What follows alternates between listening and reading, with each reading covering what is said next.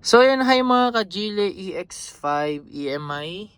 Ngayon naman isi-share ko sa inyo kung paano enabled or paano i-customize yung ating HUD. So si Geely EX5 kasi so far dito sa Pilipinas siya pa lang yata yung merong features na ganito wherein kumbaga meron na siyang HUD na kasama. So ayan siya.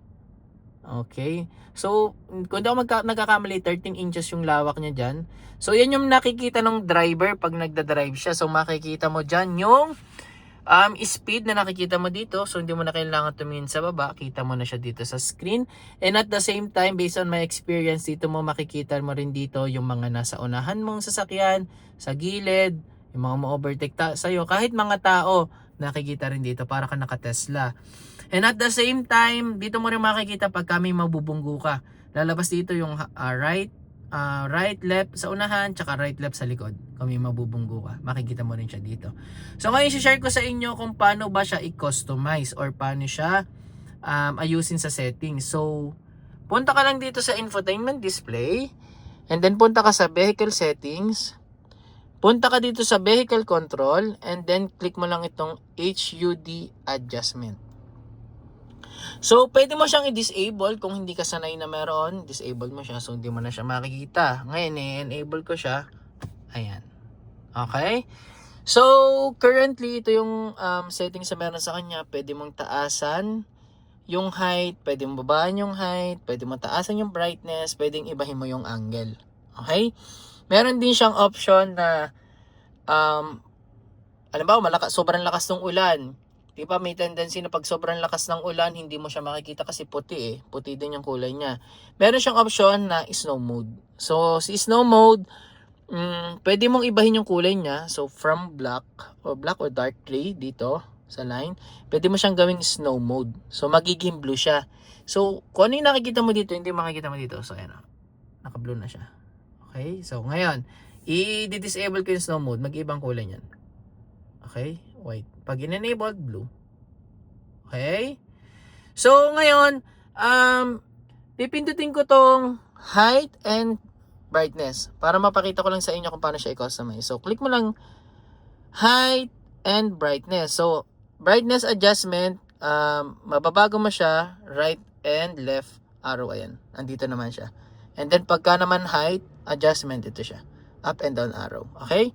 So, height and brightness, ito siya. Ganyan siya kalaki. So, 13 inches daw ito kung hindi ako nagkakamali. So, gamitan ko lang ng arrow. Pwede mo siyang taasan.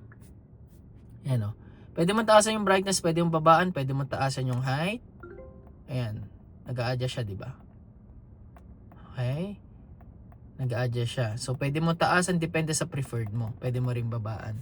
But, hindi ko isa-save to kasi pagka ginalaw mo kasi siya automatic may lalabas dito na save. So, any adjustment, any customization na gagawin mo, automatic lalabas to. So, pwede mo siyang i-save or pwedeng hindi. Okay?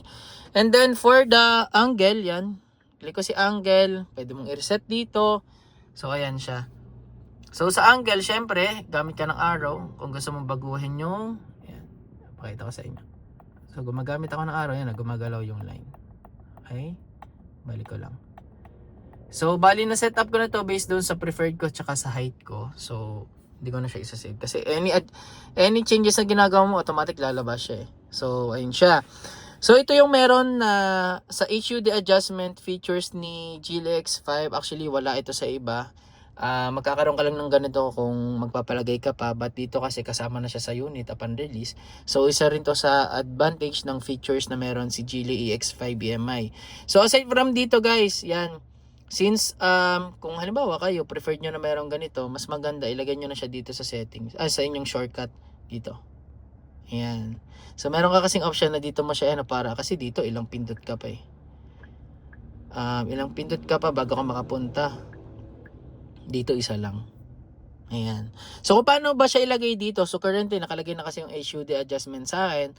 So, ang gagawin nyo lang, pag wala pa siya dito sa shortcut icon nyo, click nyo lang yung edit.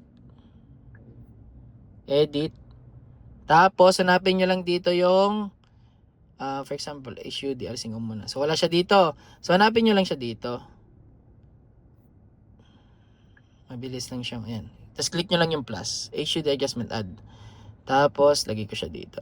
Ayan. And then, complete. So, nandito na yung HUD adjustment. So, ito yung isa sa shortcut icon na marirecommend ko para mas mabilis sa inyo ma-set up yung HUD adjustment. So, yun lang guys, yung about sa ating HUD adjustment. I hope may natutunan kayo. I hope na na-share ko yung idea na meron ako. And comment down below lang if meron kayong mga clarification, questions about sa features ni Geely X5 na HUD features. So maraming salamat sa inyo guys. And God bless you and God bless sa ating lahat. Ingat kayo palagi. Bye bye.